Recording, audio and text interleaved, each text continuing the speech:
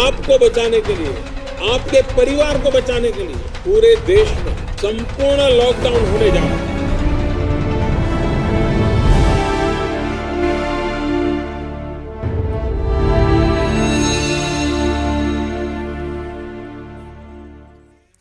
नमस्कार, न्यूज 18 मध्य प्रदेश छत्तीसगढ़ देख रहे हैं आप। मैं हूं आपके साथ प्रशांत कटारे। रुख खबरों का। मध्य प्रदेश में कोरोना महामारी से पीड़ित मरीजों की संख्या बढ़कर 555 हो गई है। इनमें से अब तक 43 कोरोना पॉजिटिव मरीजों की मौत हो चुकी है। वहीं इंदौर में सबसे ज्यादा 298 पॉजिटिव केस सामने आए हैं और अब तक 32 मरीजों की मौत केवल इंदौर में हो चुकी है, जिसमें 2 डॉक्टर भी शामिल हैं। साथ ही 39 मरीज ठीक होकर घर भी लौटे हैं। वहीं भोपाल का जिक्र करें तो भोपाल में 135 कोरोना पॉजिटिव मरीज, 2 की मौत, 3 मरीज स्वस्थ होकर घर लौटे। तो मुरैना में अभी तक 14 पॉजिटिव केस सामने आए हैं।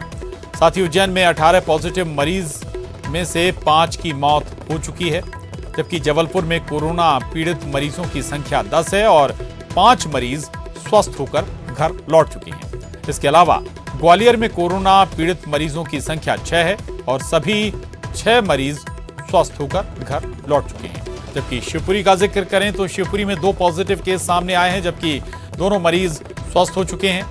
उधर खरगोन में 14 कोरोना पॉजिटिव मरीजों में से 2 की मौत हो गई है। इसी तरह छिंदवाड़ा में भी 4 कोरोना पॉजिटिव मरीजों में से एक ने दम तोड़ दिया। जबकि बड़वानी में 14 कोरोना पॉजिटिव केस सामने आए हैं। इसके अलावा विदिशा में 13, बैतूल में 1, होशंगाबाद में 10, शिवपुर में 2 मामले सामने आए हैं।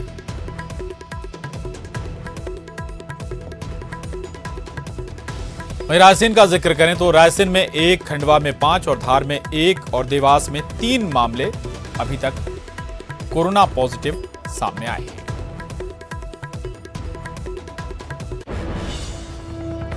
वहीं मध्य प्रदेश में भी कोरोना का ग्राफ धीरे धीरे बढ़ता जा रहा है। आपको ग्राफिक्स के जरिए दिखाते हैं एमपी में कोरोना का आखिर आंकड़ा कैसे बढ़ता जा रहा है। ग्राफिक्स में आप देख सकते हैं कि 15 मार्च तक कोरोना का आंकड़ा एमपी में सिर्फ 0 नजर आ रहा है।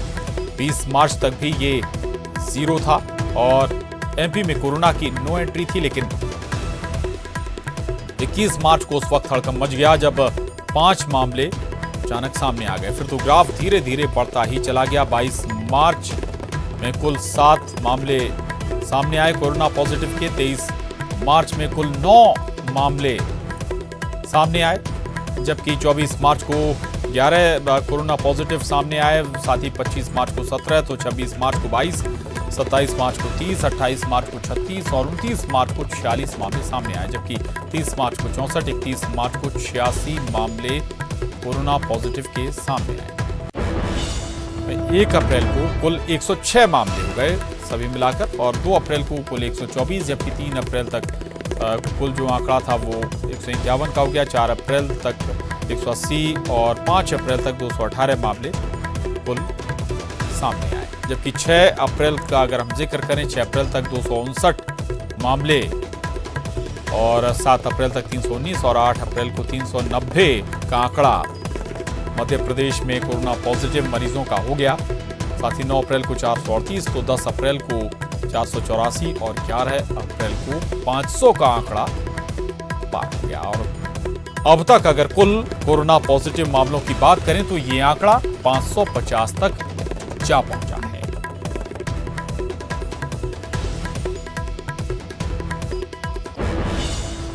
इधर भोपाल में कोरोना के 3 और मरीज मिले हैं। इन मरीजों को चिरायु अस्पताल में भर्ती किया गया है। तीनों की कॉन्टैक्ट हिस्ट्री निकाली जा रही है। भोपाल में कोरोना के कुल 135 मरीज।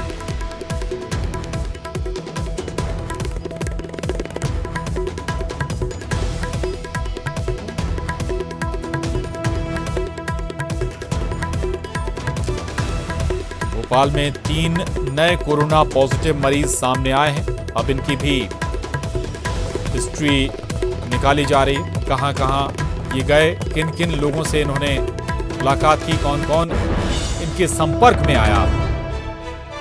जितेंद्र हमारे साथ जुड़ रहे हैं और जानकारी के साथ। जितेंद्र, अब 3 नए कोरोना पॉजिटिव मरीज सामने आए हैं। अब इनकी भी हिस्ट्री निकाली जा रही, कहां कहां ये गए, कौन किन किन लोगों से मिले, चिंता का सबब है, लगातार आंकड़ा बढ़ रहा है भोपाल का।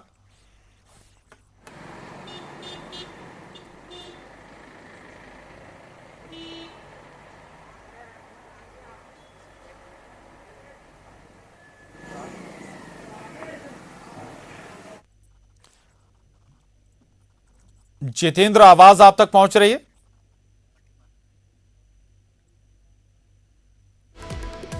चलिए, जितेंद्र का हम दोबारा रुख करेंगे, लेकिन एक बार फिर आपको बता देते हैं, दरअसल 3 नए कोरोना पॉजिटिव मामले भोपाल में सामने आए हैं और इसी के मद्देनजर प्रशासन भी सतर्क है। आखिर इन 3 जो कोरोना पॉजिटिव मरीज हैं, इनकी डिटेल हिस्ट्री निकाली जा रही है, कहां कहां ये गए, कौन कौन इनके संपर्क में आया है। जितेंद्र हमारे साथ लगातार जानकारी के साथ बने हुए। जितेंद्र, आवाज अगर आप तक पहुंच रहे, चलिए जितेंद्र से जुड़ेंगे, लेकिन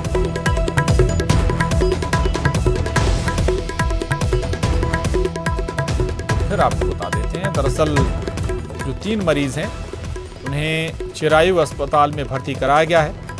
इनकी कॉन्ट्रैक्ट हिस्ट्री क्या है, ये खंगाला जा रहा है।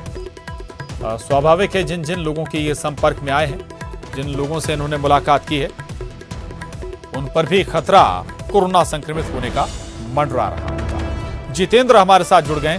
जितेंद्र, 3 नए मरीज कोरोना पॉजिटिव भोपाल में सामने आए हैं, इनसे जुड़ी हिस्ट्री, कॉन्ट्रैक्ट हिस्ट्री अभी तक निकाली जा सकी या ये साफ हो सका किन किन लोगों के ये संपर्क में आए?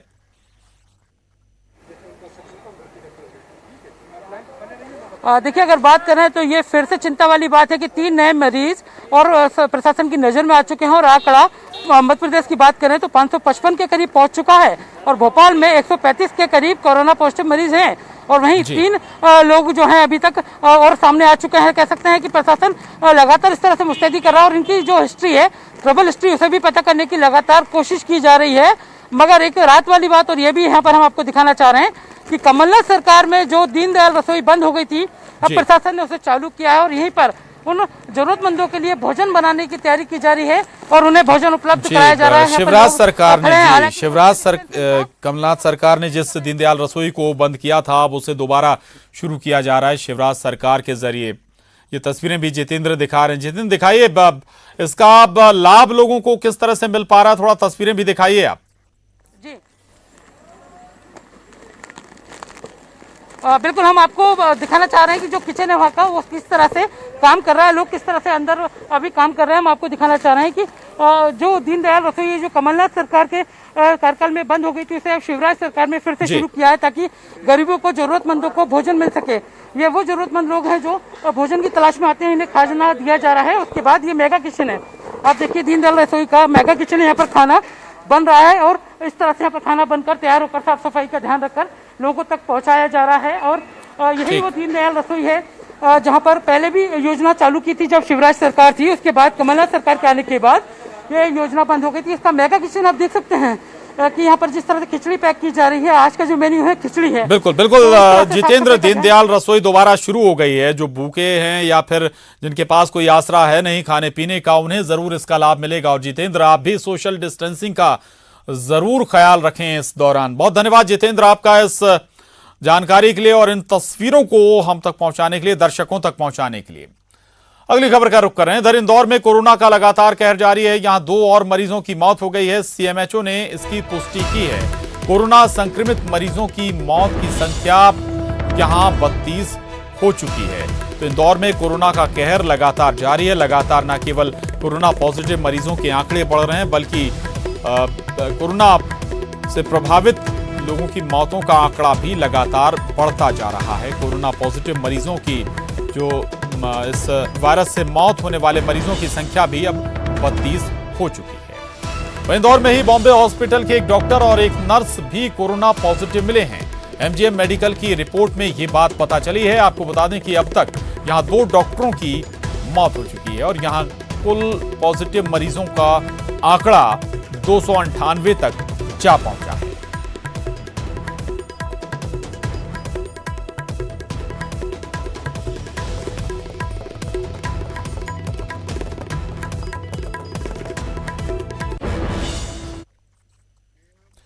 वहीं प्रदेश में कोरोना संकट गहराता जा रहा है। पॉजिटिव मरीजों की संख्या लगातार बढ़ती जा रही है और अब स्वास्थ्य विभाग की टीम घर घर जाकर सर्वे कर रही है। परिवार के सदस्यों की जानकारी भी ली जा रही है, तो डोर टू डोर अब सर्वे हो रहा है। दरअसल हालात लगातार बिगड़ रहे हैं मध्य प्रदेश में, खासकर दो बड़े शहरों में, इंदौर और भोपाल। लेकिन इसके बाद अब स्वास्थ्य अमला, प्रशासनिक अमला लगातार सजग है, एक्टिव है और घर घर जाकर सर्वे का काम शुरू है। के दौरान बहुत सारे वॉरियर्स हैं जो कि फील्ड पर तैनात हैं लोगों की सेवा करने के लिए। ऐसे ही कुछ वॉरियर्स हैं, आंगनवाड़ी कार्यकर्ताएं जो कि 85 वार्डों में जा रही हैं लोगों के घर घर और उनके घरों में लोगों से जानकारी जुटा रही हैं। एक बड़े स्तर पर ये 85 वार्डों में सर्वे कराया जा रहा है, जिसमें जानकारी जुटाई जा रही है जो कि कलेक्टर तक पहुंचाई जाएगी, जिसमें आपके परिवार में कितने सदस्य हैं, कोई विदेश से लौटा है या नहीं, या फिर 60 से ऊपर की उम्र के कोई व्यक्ति है या नहीं। इन तमाम बातों को लेकर ये आप देख सकते हैं कि घर घर जाके जो आंगनवाड़ी कार्यकर्ता हैं वो सर्वे कर रही हैं। उन्हीं से जानते हैं, आप लोग घर घर जाके सर्वे कर रही हैं, किस तरह की दिक्कतें हैं? मैडम ये तो परेशानी है लोगों को भी, मतलब हम लोग घर घर जाते हैं, उनसे पूछते हैं, सर्वे करते हैं और पूछते हैं कि आपके घर में कोई बाहर से आया है या 60 साल का कोई है, तो ये सब चीज़ें हम लोग उन लोगों से मालूम कर रहे हैं और घर घर जाकर सभी को सूचित कर रहे हैं। कंटिन्यूसली सर्वे तो हम लोगों का चल ही रहा है। अब कल से हम लोग वहाँ वो सर्वे करेंगे जो जहाँ क्वारंटाइन है, वो सॉरी कोरोना पॉजिटिव है, वहाँ वो सर्वे करेंगे हम लोग उस एरिया में।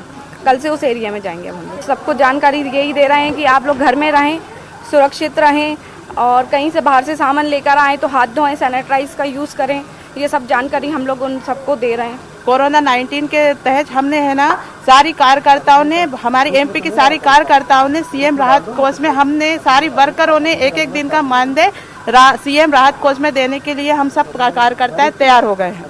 बिल्कुल, ये आंगनवाड़ी कार्यकर्ता हैं जो घर घर जाके सर्वे कर रही हैं, हर वार्ड में जाकर सर्वे कर रही हैं और साथ ही साथ लोगों को जागरूक भी कर रही हैं कि घर में ही रहें, लॉकडाउन का पालन करें। और दूसरी बात, सबसे बड़ी अच्छी पहल अगर कार्यकर्ताओं की कहें, भले इनका बहुत कम वेतन है, बीमा भी अभी इन कार्यकर्ताओं का नहीं किया गया है इस लॉकडाउन के दौरान, और जब सर्वे लगातार वो कर रही है, ऐसे में उन्होंने पीएम राहत कोष में अपने एक दिन का वेतन लोगों की सेवा के लिए दान किया है। कैमरामैन दीपक कुमार के साथ रंजना दुबे, न्यूज़ 18 भोपाल। और इधर कोरोना को लेकर सियासत भी हो रही है। कांग्रेस कोरोना के बढ़ते आंकड़े के लिए बीजेपी की नीतियों को जिम्मेदार बता रही है। तो वहीं पूर्व मंत्री जीतू पटवारी ने लॉकडाउन को बढ़ाने की तैयारी को लेकर ट्वीट किया है। उन्होंने सरकार से गरीबों के खाते में पैसा डालने के लिए कहा। साथ ही उन्होंने किसानों की फसल खरीदने की व्यवस्था करने के लिए भी सरकार से कहा है और बाहर फंसे लोगों को घर आने देने की इजाजत देने की मांग की है। साथ ही मध्यम वर्ग को राहत देने के लिए बच्चों की स्कूल फीस माफ करने के लिए जीतू पटवारी ने कहा है।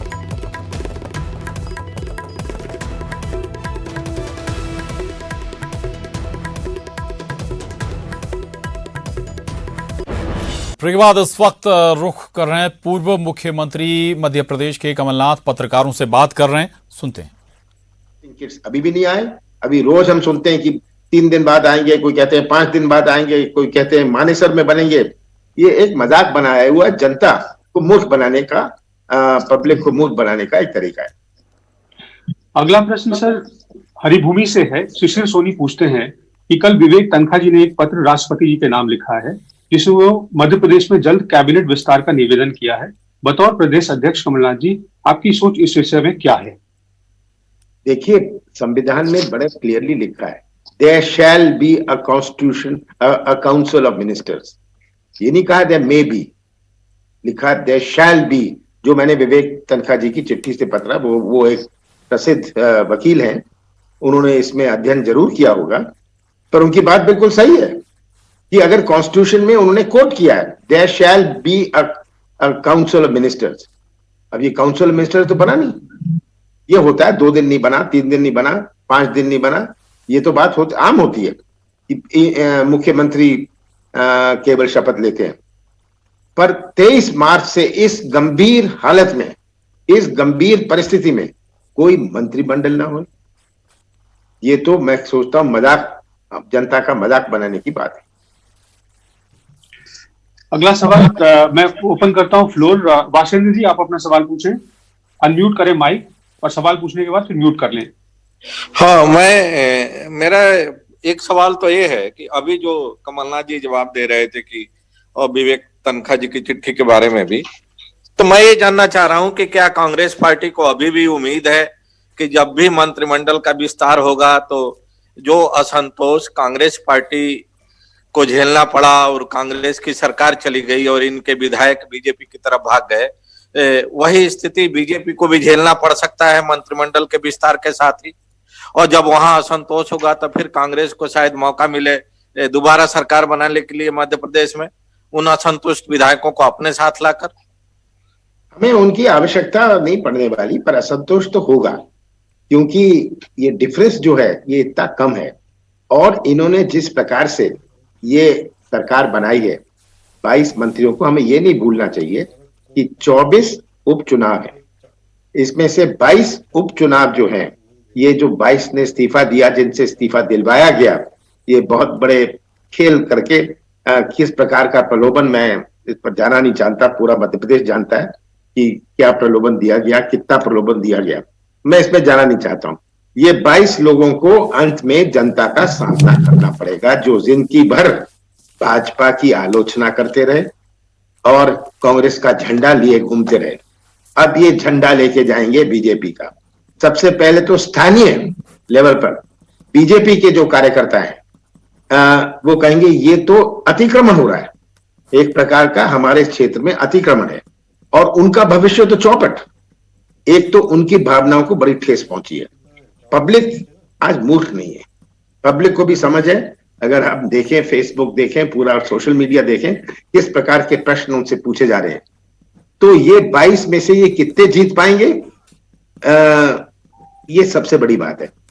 मैं तो कहता हूं ये 1-2 जीत पाए बहुत बड़ी बात होगी। उसके बाद हमें कोई भारतीय जनता पार्टी के लोगों की आवश्यकता नहीं गई। कईयों ने तो वैसे इस्तीफा दिया हुआ है, जिसका इस्तीफा अभी तक सामने नहीं आया। तो ये सरकार कैसे चलेगी? मैं तो शिवराज सिंह से मेरी सिंपैथी है कि वह सरकार कैसे चलाएंगे। तो पूर्व मुख्यमंत्री कमलनाथ को आप सुन रहे थे और अलग अलग सवालों का वो जवाब देते हुए उन्होंने कहा भी कि अभी तक मंत्रिमंडल का गठन नहीं किया गया, इस पर भी उन्होंने सवाल उठाया है।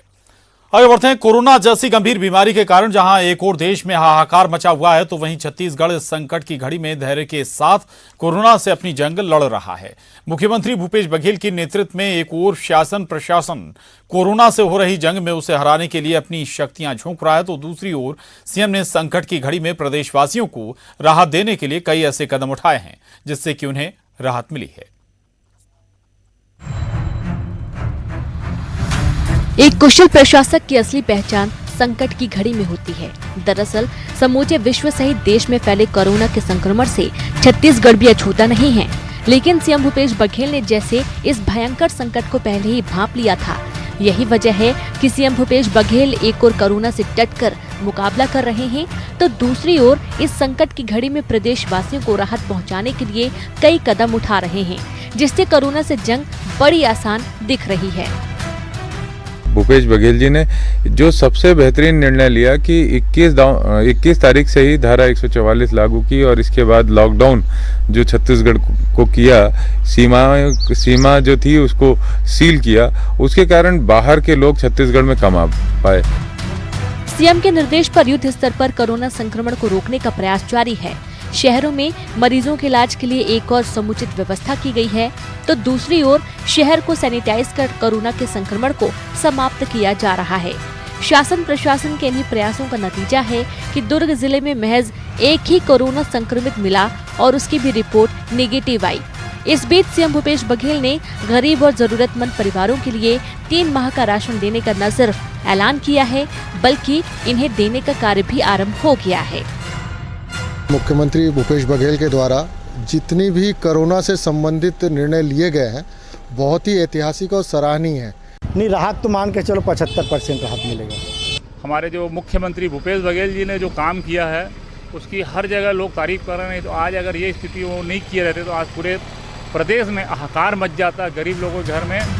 सीएम भूपेश बघेल के निर्णयों ने कई वर्गों की चिंता समाप्त कर दी है। बिजली बिल, टैक्स माफी, स्कूल की फीस, परिवहन टैक्स माफी, उद्योगों को राहत जैसे कई निर्णय सरकार द्वारा लिए गए हैं, जो आज के समय में लोगों को राहत दे रहे हैं। इसके अलावा मुख्यमंत्री के आदेश के बाद श्रमिकों के वेतन नहीं काटे जाएंगे। वहीं जो श्रमिक लॉकडाउन के कारण फंसे हुए हैं, उन्हें पुलिस प्रशासन हर संभव मदद कर रहा है। देखिए, शासन के द्वारा लगातार निर्देश जारी किए जा रहे हैं। जो भी मजदूर कहीं पर भी फंसे हैं, कोई भी व्यक्ति जो लॉकडाउन के दौरान हमारे क्षेत्र में फंसा है, ऐसे मजदूर जिनकी वो मजदूरी बंद हो गई है, ऐसा कोई भी व्यक्ति सीधे हमसे संपर्क कर सकता है। बहुत सारे लोग संपर्क कर रहे हैं। इन लोगों को हमने रुकवाया भी है। इनके लिए भोजन इत्यादि का प्रबंध भी कराया जा रहा है। इसके अलावा शासन के निर्देश हैं कि लॉकडाउन के दौरान किसी प्रकार से कोई किराए की मांग नहीं की जाएगी।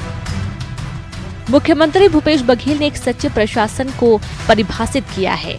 इन्हीं के ही निर्णय आज प्रदेशवासियों को राहत पहुंचा रहे हैं और चिंता मुक्त होकर हम घर बैठकर कोरोना से जंग में अपनी ओर से मदद कर रहे हैं। मिथिलेश ठाकुर, न्यूज़ 18, दुर्ग। बहरहाल बुलेटिन में बस इतना ही। खबरों का सिलसिला लगातार जारी है।